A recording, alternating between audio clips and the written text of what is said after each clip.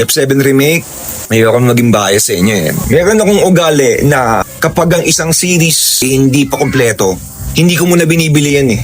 You know what I mean ha? Yung FF7 kasi syempre natapos ko yan ilang beses sa PS1. Nasa remake sila. Tapos nag-F7 Rebirth. Eh, ang ginawa ng Square na napaka bravo dahil nalakas silang kumita sa FF7 series, gumawa pa ng intergrade.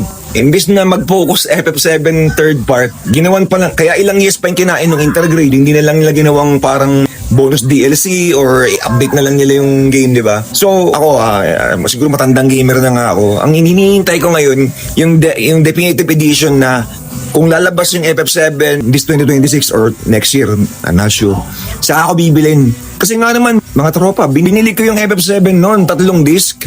Alam nga naman magantay ako ng years, mabibitin ako. This 1, this 2, this 3.